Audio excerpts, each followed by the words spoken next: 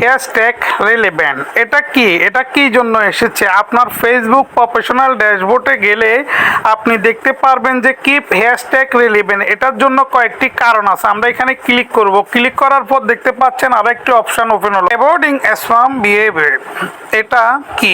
Spam content মানে কি? এখানে কয়েকটি অপশন দেখা যাচ্ছে। আমরা এক এক করে এটা তথ্য আপনাদেরকে দিব, বিস্তারিত দেখতে থাকুন। যেসব কারণে মনিটাইজেশন ঝুঁকিতে পড়তে পারে। ওয়ান হচ্ছে লো কোয়ালিটি কন্টেন্ট মানে কি? খুব সাধারণ, কম মানের বা বারবার একই ধরনের কন্টেন্ট, অন্যের ভিডিও কেটে বা সামান্য এডিট করে আপলোড করা একটি কারণ। 2 নাম্বার অপশন ক্লিকবেট অর ওয়াচবেট মানে কি? বিভ্রান্তিকর থাম্বনেল বা ক্যাপশন, যেমন শেষ পর্যন্ত না দেখলে বিশ্বাস করবেন না অথচ ভিডিওতে তেমন কিছুই নেই। এটা হচ্ছে clickbait or watchbait. 3 number option giving way কি? শুধুমাত্র এঙ্গেজমেন্ট বাড়ানোর জন্য লাইক দিন, শেয়ার দিন, 10 জনকে টাকা দিব, এই ধরনের পোস্ট করার জন্য giving way. 9 number option false or misleading information, মিথ্যা খবর, গুজব বা বিস্ফোরণ তথ্য ছড়ানো, এগুলাকে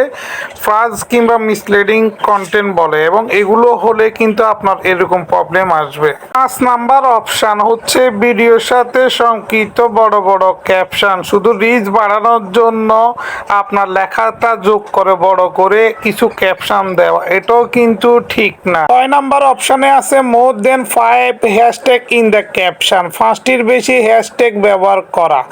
উদাহরণ viral, trending, for you, Facebook video, news, Bangla news.